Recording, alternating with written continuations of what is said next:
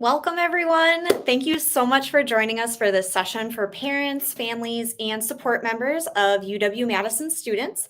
My name is Jenny Schonsberg, and I am with the UW-Madison Parent and Family Program, and I use the pronouns she, her, hers. Today, I'm excited to introduce you to our partners with the UW-Madison and City of Madison Police Departments, who will be having a conversation today about safety both on and off campus. Topics and questions for today's event were submitted via our Parent and Family Program website, our newsletter, our email address, and through our social media accounts. Thank you so much to everyone for taking the time to share these questions and comments with us. Before we get started, I would like to thank our partners at the McBurney Disability Resource Center for providing captioning for today's event. You can find the link for captioning and for those services just below the video in the description. I'm here as a resource throughout the event, and I'm going to return at the very end of the forum to close things out and do a couple announcements and wrap up. But for now, I'm going to turn things over to our partners with the UW-Madison Police Department and our moderator, UW-PD Communications Director, Mark Lovicott. Hi, Mark. Hi, Jenny. It's great to see you. Thanks for that introduction, and we're so happy to be here with everyone. Again, I'm Mark Lovicott. I'm the Executive Director of Communications at the UW-Madison Police Department. That means I'm the guy responsible for news releases, social media posts, media interviews, and really anything communications related at our police department. We've got two panelists with us today who will be answering your question. And as Jenny said, we really appreciate all of the great questions that you submitted. So thank you so much for contributing to that. If we didn't get to your question or we didn't cover something today that you were hoping that we would talk about, you can always get in touch with us via email. And there's our information right there. The address is police@uwpd.wisc.edu. We've also got a great amount of information on our website, including all of our contact information. So you can check out our website at uwpd.wisc.edu. All right, let's get started. And we'll start by introducing our panelists. First up, we have UW-Madison Police Chief Kristen Roman. Good afternoon, Chief. Good afternoon. How are you? I'm great. How are you doing? I'm well, thank you. Tell us a little bit about your role at the department, Chief, and your background, things like that. You bet. So I am finishing my 6th year here as chief of the UWPD. And prior to that, I spent just shy of 27 years with the City of Madison Police Department. So all told, I've been serving this community in public safety for 32 going on 33 years. So I'm very familiar with a lot of the issues that that we face as a community here in Madison, and have the unique perspective of sort of both that city police experience and campus community police experience. I know we'll be talking a little bit more as we answer some questions that you all have about the UWPD and the role that we play on campus, but I did just want to sort of lay the foundation by letting folks know that we see our role here first and foremost as educators, and certainly here in support of the mission of the university, which is education. And so we're here to support your students and to be a part of that collaborative sort of wraparound team that helps our students and everyone here in this community be successful. So looking forward to the questions, and thanks again for pulling this all together. Yeah, thanks very much, Chief. Our second panelist, we'd like to introduce him, is City of Madison Police Department Lieutenant Shannon Blackamore. Good afternoon, Lieutenant Blackamore. Good afternoon. Thanks for having me. Absolutely. Tell us a little bit about your role at MPD, maybe a little bit about MPD as well, if folks aren't familiar. Sure. So I began my career here with the Madison Police Department in 2001. So I had the privilege and opportunity to work with Chief Roman in the past before she left our department. And currently my assignment right now is really the supervision of the detectives in the Central District, as well as the reviewing of cases and incidents that occur in the downtown area. Specifically, that includes areas around the University of Wisconsin campus. So that's primarily what my role is. As you know, the vision of the police department and our chief is to really work on those community partnerships, as well as evidence-based policing. And so I think that we can bring a little bit of that to this conversation and kind of help people understand a little bit about the challenges and things that we have here. So thank you. Yeah, that's great. We appreciate that partnership. We appreciate you being here. And thanks again to you both for being here. And one more thank you to everyone who submitted questions in advance of this session. We've had a lot, and full disclosure, we're not going to get to them all. So again, a reminder of that contact information that we had earlier, and we'll share it again later on. If you've got something that you're wanting to know and we didn't get to it, unfortunately, please just reach out to us. So let's get right into it. Our first question is one that we seem to get a lot, especially at the beginning of the school year, from new students and parents, and that has to do with us, UWPD. What our role is UWPD, in fact, a full-fledged police department? We get that question often. A little bit about our jurisdiction, things like that. So Chief Roman, I think I'll start with you on this. Can you talk a little bit more about UWPD, how we enforce laws? You talked about that educational component that we're certainly involved in, and then a little bit about our jurisdiction, because that can be kind of confusing for folks sometimes. Absolutely. Yes. There's often confusion. It is, you're right, Mark. It's a question that I get a lot, and that is sort of what is a campus police department providing in terms of services, and are they trained in the same ways? Do they have the same capabilities and resources available to them that city police departments do? Because that's generally the frame of reference that most people have when they think about a police department. So I can start by saying, yes, we are a full-fledged police department. Our officers have the same training, certification requirements of any police department in the state of Wisconsin. So all of those things are the same with our department. So I would say we are a police department like those that you often think of, and then some. And the reason I say that is because we, as a campus public safety department, we have a lot of resources and certainly, I think, expectations from our community and of ourselves around the role that we play and the resources that we can sort of tap into with other campus partners to address safety issues across campus. And so I think in many ways that's a little bit unique for a campus police department, that perhaps a city police department doesn't sort of have the same opportunities that we do. We work closely with people across campus to address safety concerns and to respond to issues when they arise. We also work very closely with our city partners at the police department and other agencies within the city, given our position, geographically being nestled in the city of Madison. So we have services that are police, sort of criminal justice focused with our sworn officers. We also have non-sworn security staff who are across campus, additional eyes and ears and providing security in our buildings across campus. We also have an emergency management team. This is a team that is responsible for coordinating campus response to emergencies of a large scale that would have potential campus-wide impact. And so we're running through those scenarios and preparing campus for those contingencies or potential emergencies. That's just a bit of what we do. There's a lot of other things that we provide for our community that I think go above and beyond sort of a traditional police department. So the question of jurisdiction comes up, and as I said earlier, we are nestled within the city of Madison, and so as a campus police department, we have primary jurisdiction over all of campus. Any building that's associated or on the footprint of campus, which you can see here on the map, would be shaded in red. All of those are areas that if there is an issue that requires some sort of police response, UWPD will be the primary responder into those areas. You can see on the one end of the shaded in area is where we really border that downtown area for the city of Madison.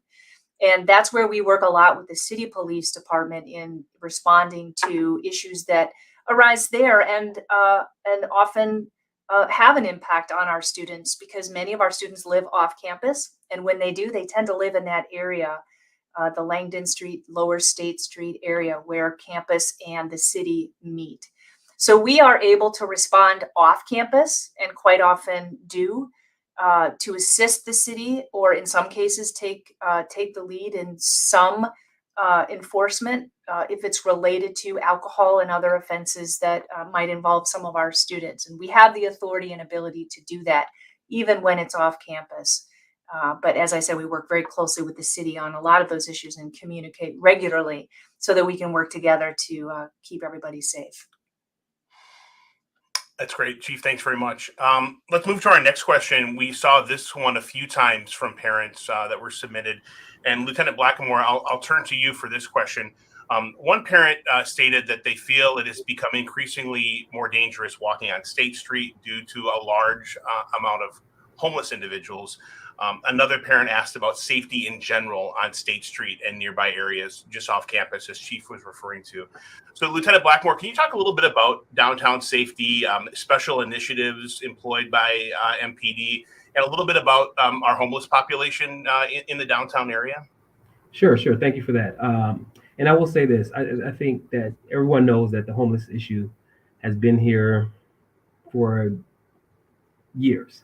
Let's just say that. And it's not something that I look at as a specific causative factor for crime. Clearly, they do impact issues related to quality of life, sleeping in vestibules, blocking sidewalks, maybe some rude comments when people walk by. But ultimately, when you think about the violent crimes that are taking place in the city, particularly downtown, that's not the group that's really doing that. What we have is a location where a lot of people come from different parts of the city, the county, and to be quite frank, the state, to engage in entertainment types of behaviors here on State Street.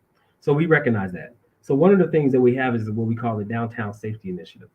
Now, the Downtown Safety Initiative is basically funded through the City of Madison Common Council. And what that does is allows the City of Madison Police Department to pay officers overtime to work Thursday, Fridays, Saturdays, and Sundays. I'm sorry, not Sundays. Thursday, Fridays, and Saturdays, overnight, typically starting at 9 p.m. up until the bar hours of 3 a.m. And those officers are assigned specifically downtown to the entertainment zone in order to address disorder, crime, and other issues that come up. So that's one of the main tools that we have.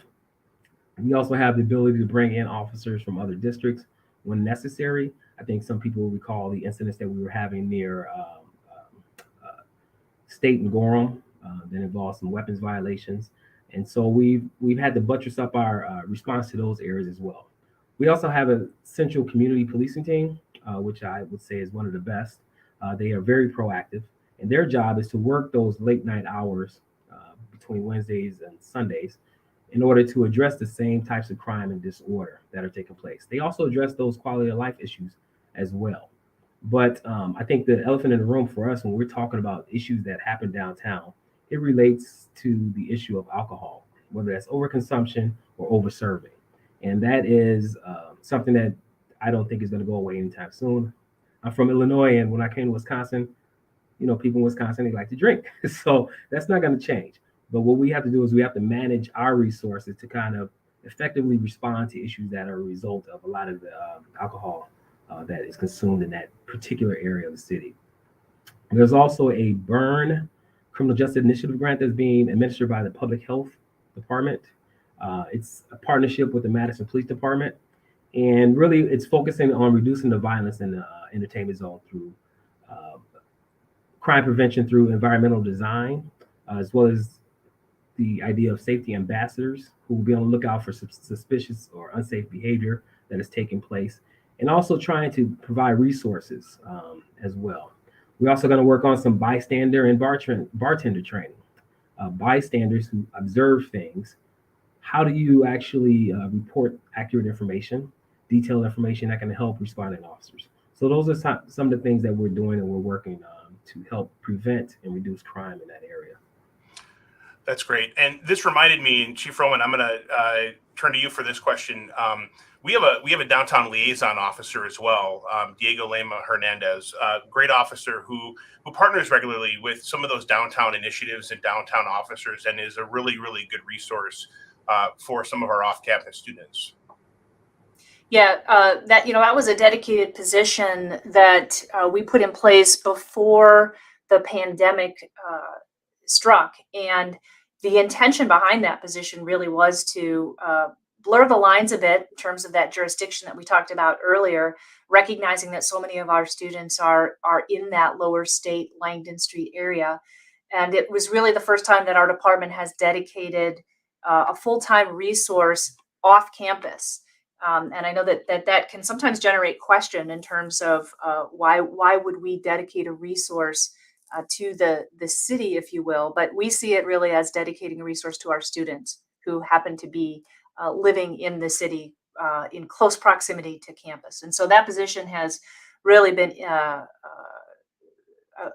great sort of liaison role with the city and getting that information flow back and forth, but also in building those relationships with all of our students in that area. And they see him as a resource, and they know him by name, and are able to turn to him if they have questions or need assistance. So That's great.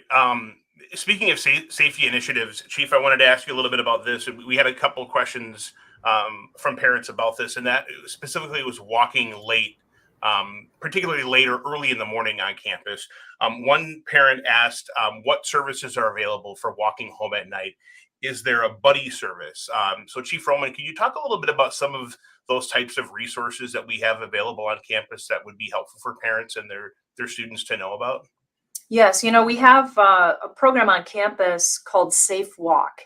Some campuses, as you may know, have other forms of transportation that students can take advantage of. In our campus, we walk, and so there are trained staff through Safe Walk who are available when called to come out in pairs to walk with any of those students, singular students or more, to get them from point A to point B while they're on campus during those hours. And so that's been a dedicated resource for some time.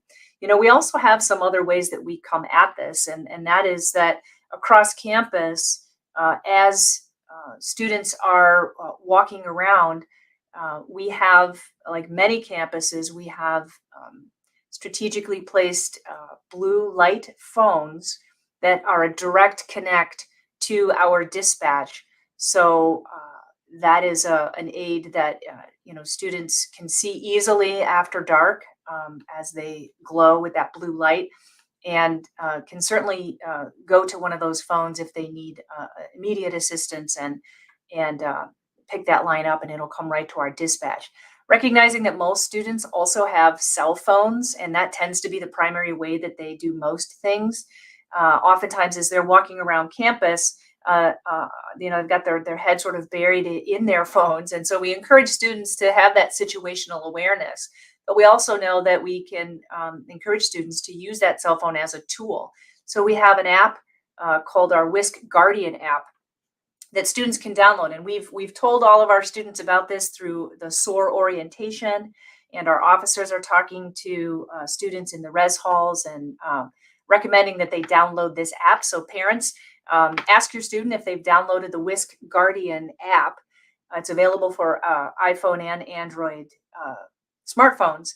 And it's an app that allows them to also have some direct safety connections with one touch of a button to the PD, lists other potential campus resources and ways to get in touch with them, and also has some sort of nifty features that they can program in contacts, people and phone numbers, so that if they are walking from point A to point B, they can set an estimated time of arrival, and the phone and the app will track this. And if they don't arrive at their destination, then the app will automatically contact that emergency person that they've listed to be contacted in those situations. So there's other features that this app has. So again, I encourage parents to encourage your students to download that app, and certainly the Safe Walk program is something that we do a lot of promoting around as well. Yeah, and I did want to talk really quick about Safe Walk, and I think we have a graphic we want to show because it does have some really good information about the services and how people can request services.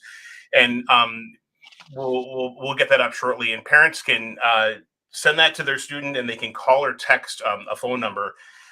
Safe walk hours are every day of the week, 7 p.m. to 1 a.m. There's the number, 608-262-5000. So maybe you want to grab your phone and take a snapshot of that quick. Safe walk is provided by transportation services, and escorts do undergo training with us. They carry a radio in case of an emergency. And a quick reminder, while Safe Walk primarily stays on the UW-Madison campus, their service boundary does extend beyond campus a little bit into the city of Madison. There's a map at that website you see on your screen that shows exactly where their boundaries are.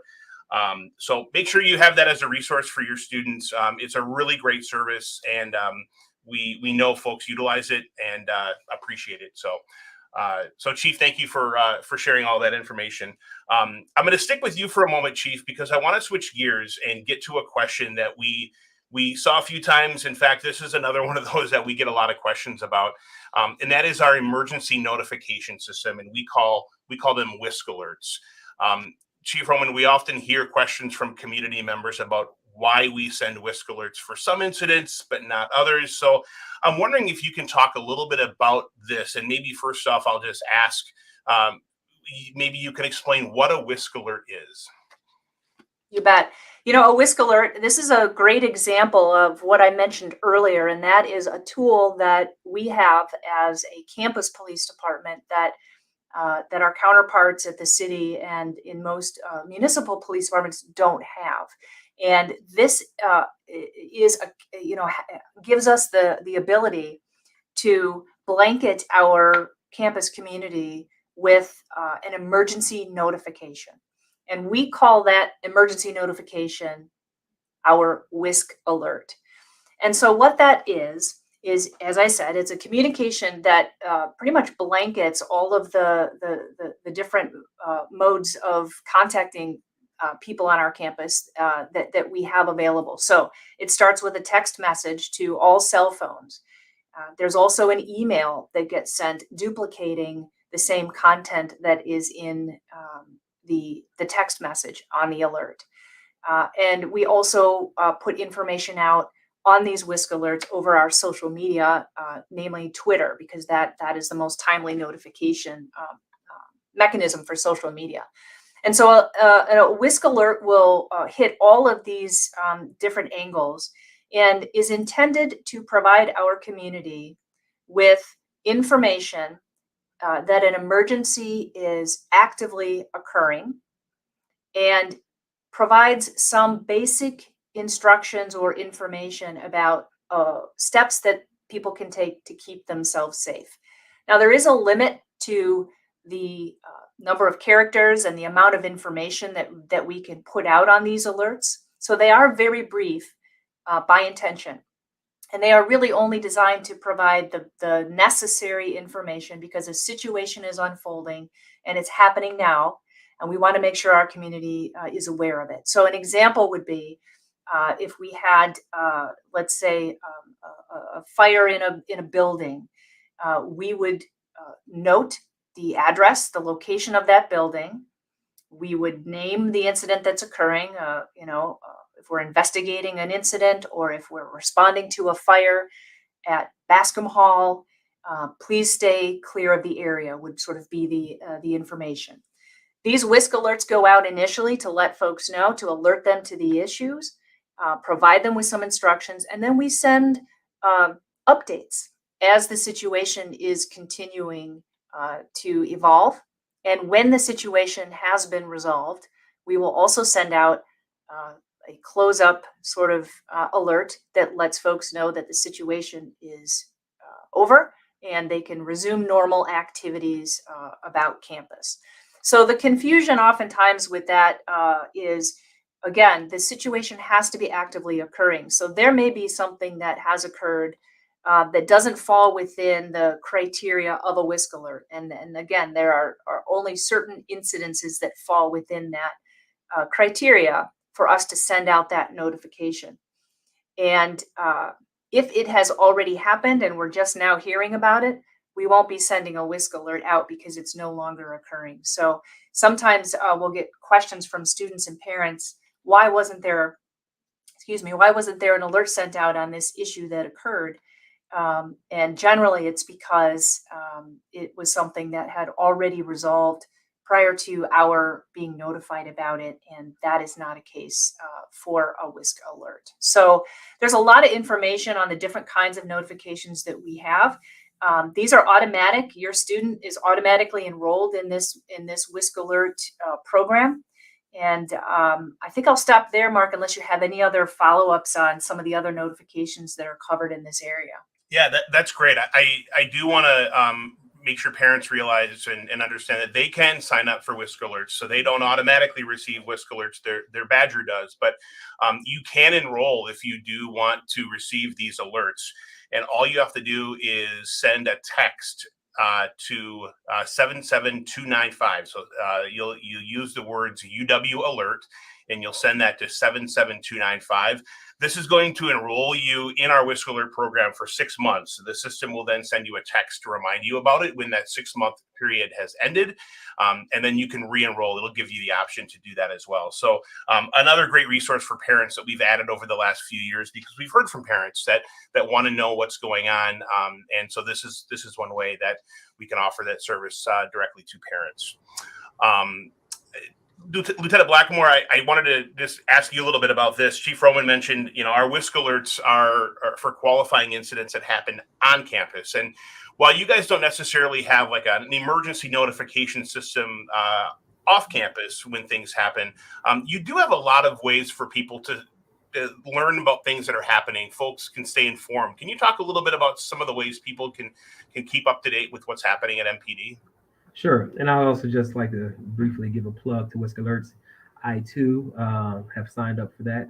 More of a selfish reason because I'm assigned out of the Central District, so I like to know the information that's going out. But I also do find it to be a very useful tool to notify people, and have plans myself to utilize that if needed. Reference to one of the incidents that will take place that we investigate. So typically, as you mentioned, we don't have a per se Whisk Alerts, but I think we primarily rely on our public information officer as well as social media. So I would highly suggest subscribing to the Twitter feed, to the Facebook page, and things of that nature if you're so inclined to do so to get information. But also we all provide press releases or incident reports through our website at cityofmadisonpolice.com or something similar to that. You can Google it for the exact address, but you can also get information from that, reference particular incidents that may take place. And we typically will release information on various details related to incidents that occur that are pretty prominent within the city. You won't get many details pertaining to people's names and things of that nature, but it'll be similar to the Whisk Alerts where we'll announce where the incident may have occurred, the type of incident that we're investigating, and whether or not there's any safety information that's associated with that. So that's kind of how we approach it. And also I think the obvious thing would be if you see 30 squad cars rolling around in the area, it might be a good chance that you can check Twitter or something of that nature to give us a call. So thanks for putting that website up.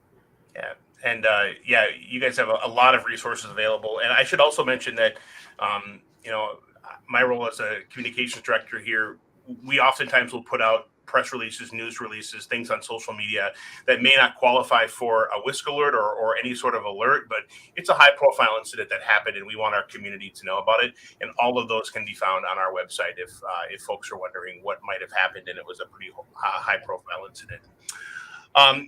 Thank you, panelists, for your wonderful input so far. I just wanted to acknowledge that we're about halfway through our event. And for those of you just joining us or joined a little late, just want to take a moment to welcome you all. We're so glad that you're here with us today. If you missed the first part of our event or you want to go back and rewatch something later on, maybe share with your student or another family member who couldn't make it, these sessions are automatically recorded and available at the same link that you clicked on to get here today. So whether you're watching on YouTube or on your phone or your desktop or whatever it is, you can come back to this content anytime. Go back to the beginning and watch again. I do also want to remind everyone who's watching that we do provide closed captioning courtesy of our partners at the McBurney Disability Resource Center, and you can find links for captioning in the description listed just below. One more time, if we do not get to your question today, you can reach us through the following. Our email address, police@uwpd.wisc.edu. You'll also find tons of information on our website, uwpd.wisc.edu. We got a lot of questions, and we're probably not going to be able to get to all of them. So if there's something you really want to know about, you can either check out our website. You might find answers there. More than likely you will. But if you don't, just send us an email and we'll connect you with the right folks. Okay, let's move to our next question. One parent asked, I'm curious why there are few, if any, emergency phones located in the Lakeshore area, especially in or near residence halls. Chief Roman, you talked a little bit about this earlier today. We've got about 140 emergency phones scattered throughout campus. And the use of those phones and the locations, that's something we've actually researched over the last few years. Yes, this is one of those questions that we get often from our students in particular as they are focusing in on those areas that they're traversing regularly, like Lakeshore Path.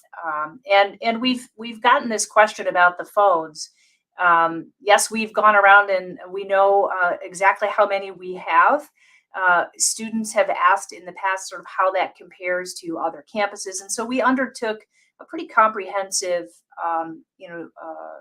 analysis and comparison of our emergency phones and the system that we have in place and sort of what other campuses are doing. And, for the size of our campus, we definitely have, with these 140 emergency phones, we have them well placed, and they're pretty easy for our students to access. The truth is, though, when we look at their utilization, they aren't used. And I don't think that comes as any surprise because, as I mentioned earlier, most of our students have cell phones now. And so we test these emergency phones that are scattered throughout campus and make sure through a regular testing protocol that they are operational. And so those are still an option. But aside from probably a handful of crank phone calls, which probably wouldn't surprise any of the parents here listening, that tends to be what we get most. I think when we did the study on this program a few years ago, now this was before the pandemic, we did find one call over a period of, I think it was 3 years, that was what we would consider sort of a legitimate call for assistance. And so we definitely want to have that as a tool, even if it's just for that one call every so often. But the truth is that we have ample quantity of these phones placed throughout campus.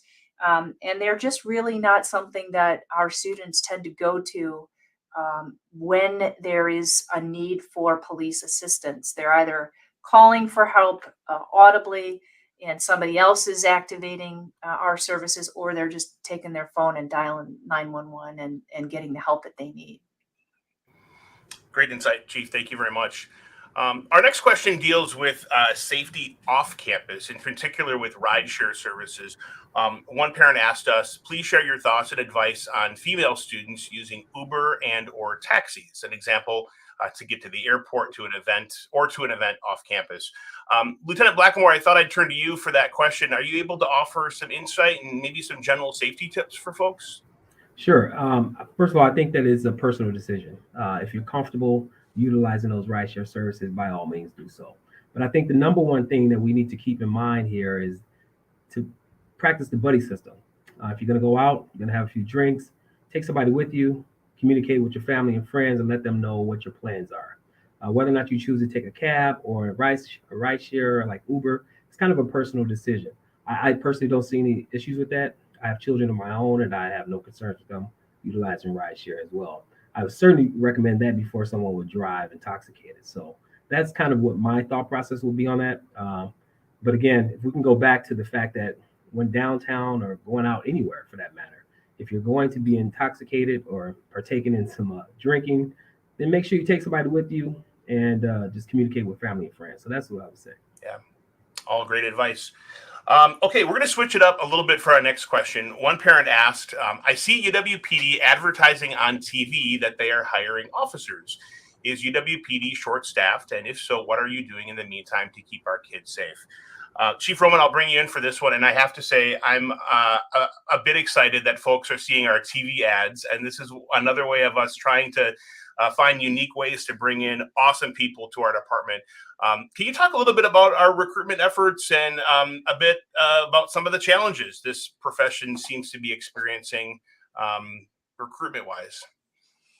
Sure. The challenges around recruiting are not new. They've been around as long as I've been in this work, which, as I said in the beginning, is a long time. But I think that we definitely have some unique challenges currently that have been exacerbated by both, I think, the pandemic and the impact that has had nationally on the labor market and the job market. Certainly, we know that there are a lot of folks looking for good help, and it's not just police. But I think some of the unique challenges that we have are related to the fact that we are a police department, and then you add to that a campus police department, which can often, I think, bring, as we noted earlier, some questions about what is a campus police officer? Is it the same as a police officer? So if you're somebody who's interested in policing, would you first think about a campus police department as the place that you would want to start or spend your career? And we're not generally the first to come to mind. So we do put out a lot of information. And here's some applause for you, Mark, and your work on the communications and the TV ads and all the ways that we try to let folks know about our department and for them to consider us as an option. We know what the challenges post-pandemic and after the murder of George Floyd that policing has certainly been under the microscope and rightfully so. But I do think that some of the fallout from that is that that makes our job harder in terms of attracting people to this profession. And so you put all those things together, and we are not alone. Again, police departments across the country, and I'm sure that Lieutenant Blackamore can attest to this because I know that the city is confronting similar challenges, as are most police departments currently.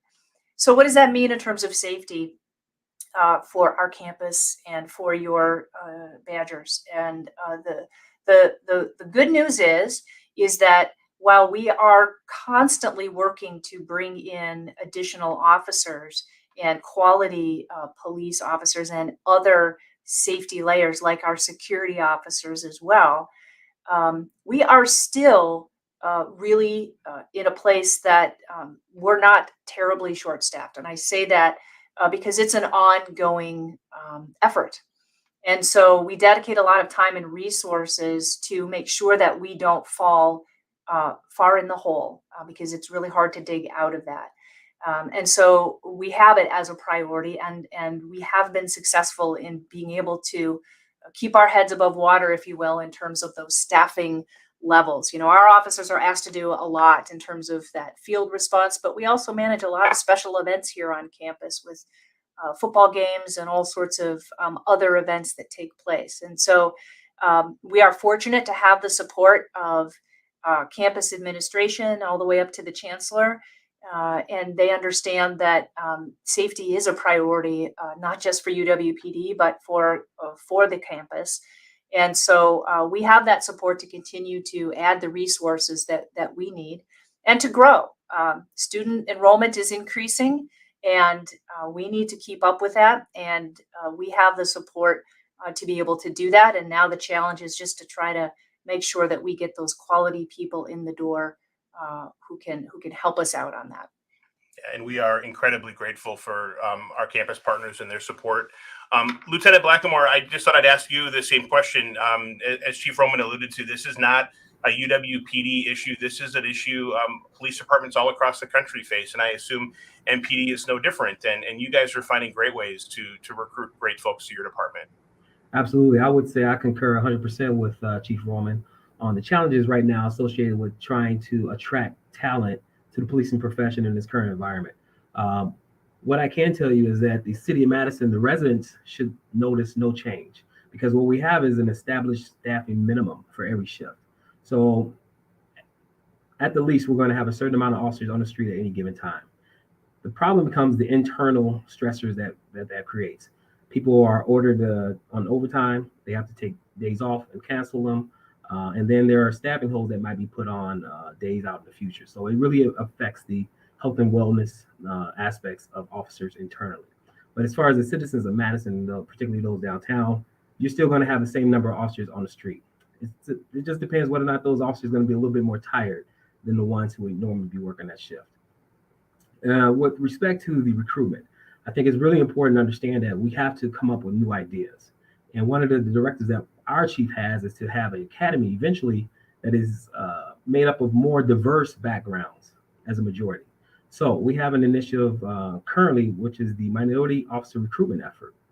In addition to that, we're also offering bonuses up to $4,000 for individuals that sign on with the police department. Now, what we're trying to do is attract talent from other parts of the country, the city as well. But we're going to other parts of the country to try and bring some talent that may not have normally been explored back in the past, and bring those individuals to the city to see what we can offer. And I think that is proven to be very, very fruitful. We're also doing some outreach to the candidates that we think might be interested in trying to pair them up with a mentor within the department so that they can help guide them and shepherd them through the process of hiring. I recall when I got hired and back in 2001, I think we had like 1,900 applicants for like 31 spots. And we're down in the hundreds now for 20, 30 spots. And I think we just have to accept that the environment we're in right now is challenging, and we still want to attract the best. So we don't want to hire just anyone. I think that has long-term detrimental effects on the department and on the city as well. So that's pretty much my spiel on that. And I think that we can do better, and we are doing better. Chief Roman, you've got anything else you want to share on this topic?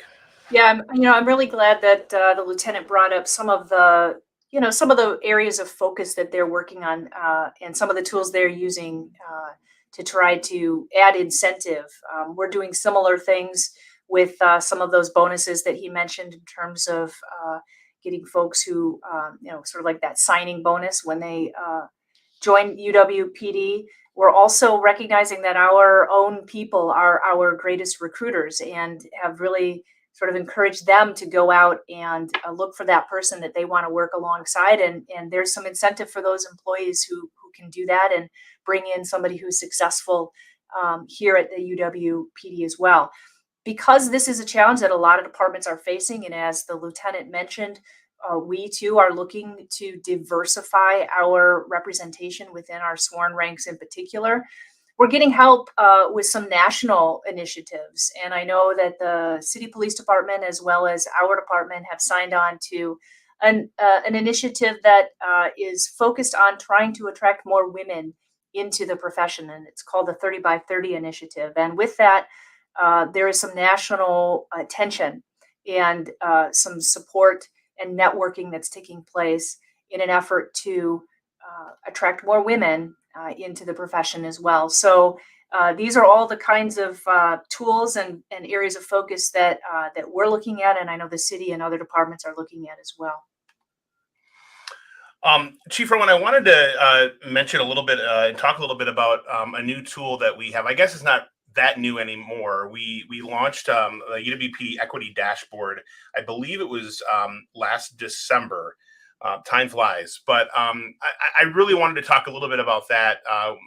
It was mentioned earlier, the murder of George Floyd, and some of the things that came from that, protests, and then folks like our department and many other departments across the country taking time to listen and really hear what our community had to say and what's on their mind, and how we might be able to change or find ways to show some of the statistics that we have out there, and how they may have a disparate impact on our communities of color and others. So we launched this equity dashboard, and I'm hoping, Chief, you could talk a little bit about this dashboard and what kind of data we've got in there that folks can filter and look through. Yeah, I'm very proud of that effort. It's it's a one of its kind data compilations, and so I encourage you folks to go take a look at it. And it's unique in a couple of ways.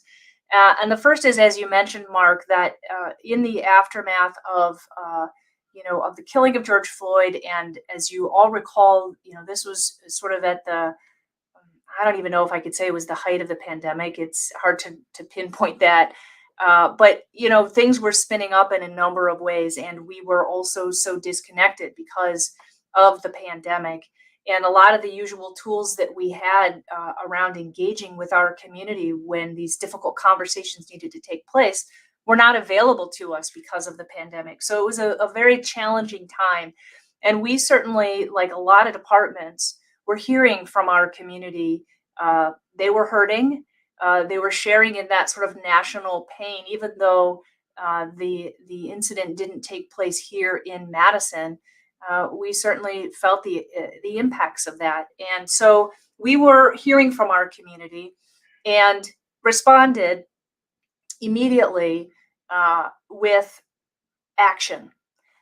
Not only did we make a statement, as many did, sort of coming out, obviously speaking against all of the issues and incidents that took place in Minneapolis, but we promised to do more than that. And so we embarked on an 18-month. It ended up being about 18 months of listening, as you noted, Mark, to our community. And so one of the things that I'm proud about with this dashboard, this data dashboard, is that it isn't something that we created on our own. It's not information that we decided as a police department that our community should know. Instead, it was co-defined. We listened to our community.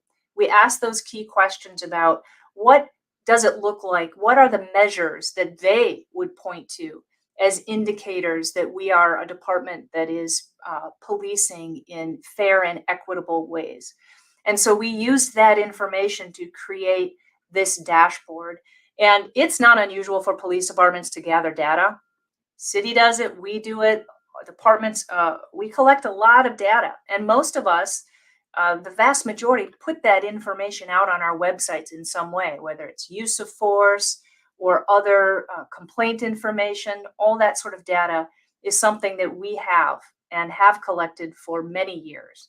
And that is available to our public.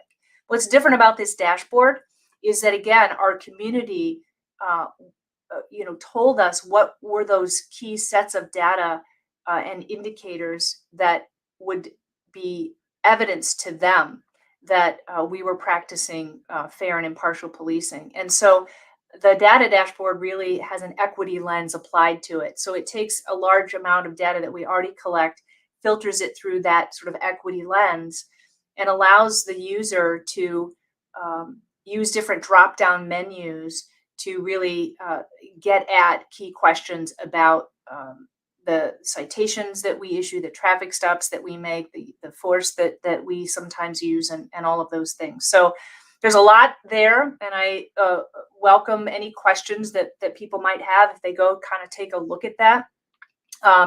But it definitely is a resource that we have found beneficial for ourselves. Again, the promise is that we want to know and ask those questions. Are we having an impact that maybe is sometimes unintended?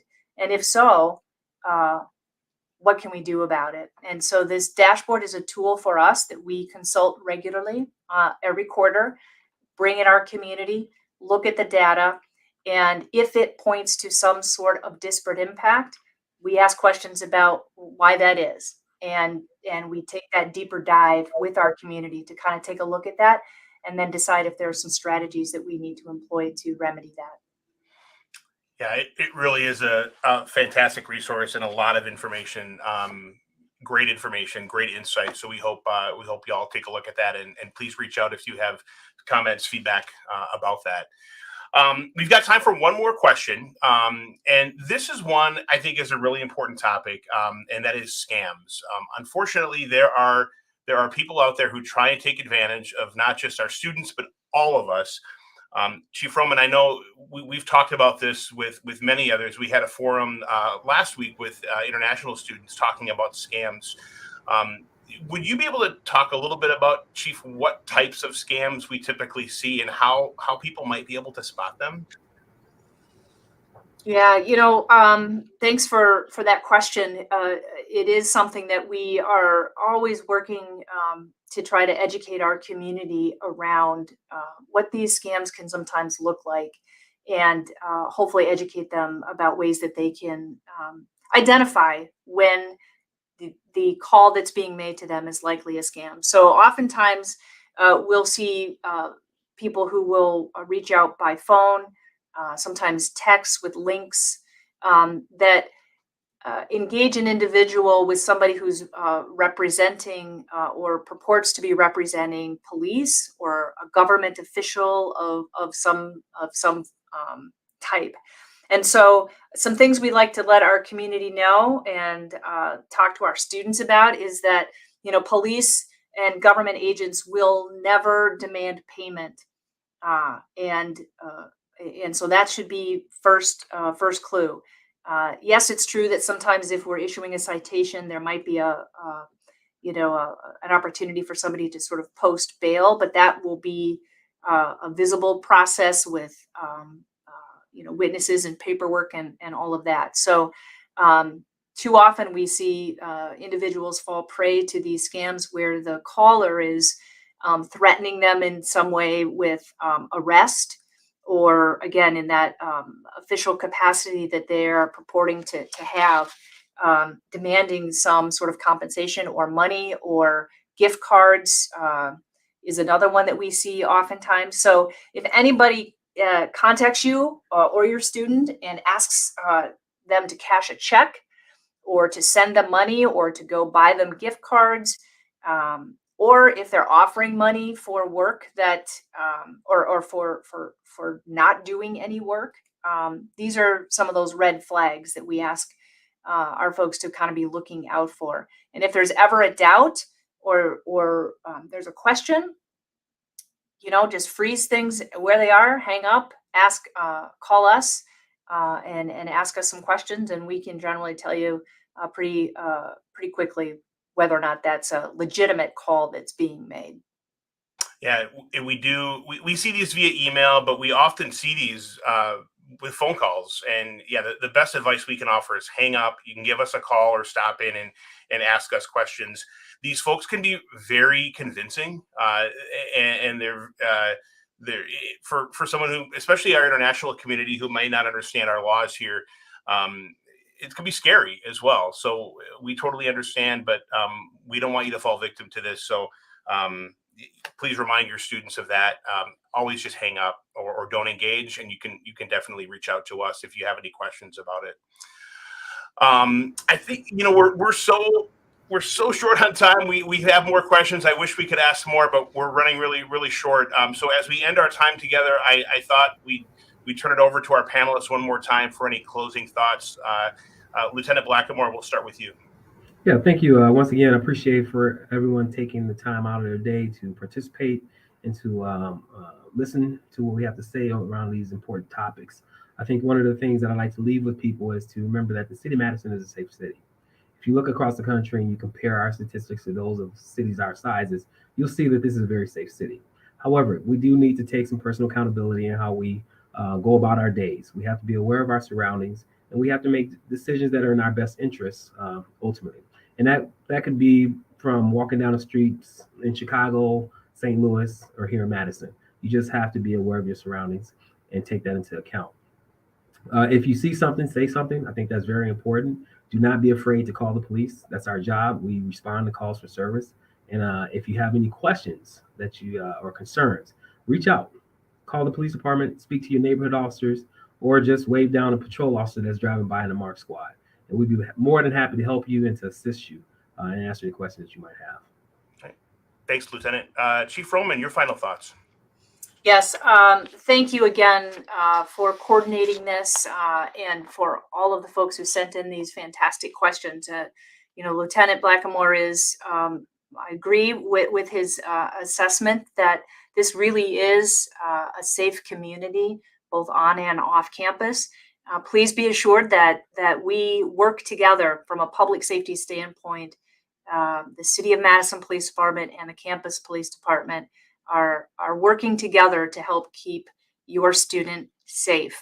As I mentioned earlier, please know that we see our role on campus as part of a team and as part of that shared mission. And we talked earlier about those recruitment challenges and the competition that we face from other departments out there to attract and retain the best of the best. And I can tell you that our officers have choices to be somewhere else, and they've obviously chosen to be here because they like this community. They like working with your students and supporting your students and helping to keep them safe. And so please know that we are here for that reason. And we are also here to support you. I welcome any questions that you might have, as the lieutenant pointed out. Feel free to reach out if you have concerns, if you have feedback, or if you have questions about how we've approached something, or just need some reassurance. We are here all the time, 24/7, and you can reach out to any one of my staff or to me directly. I encourage you to stay in touch through our social media links. We have the Twitter accounts from the police department. I have my own as well, if you care to follow that. So feel free to reach out anytime. And on Wisconsin. Chief Roman has some pretty good Twitter content, so I would put a plug in for that. You should all follow Chief Roman. She does some great stuff. Chief, thank you so much. Lieutenant, thank you again, and once again, thank you to every one of you, parents and family members, for your interest in this topic and for submitting questions. Once again, if we didn't cover something today that you were hoping we would talk about, please reach out. There's our contact information. Email address is police@uwpd.wisc.edu. And once again, we've got tons of resources on our website. Your question may be answered there, so feel free to check our website out, do some searching there, uwpd.wisc.edu. I will turn things back over to Jenny to wrap things up for us. Jenny, thank you so much for your partnership. We always enjoy working with you, so thank you.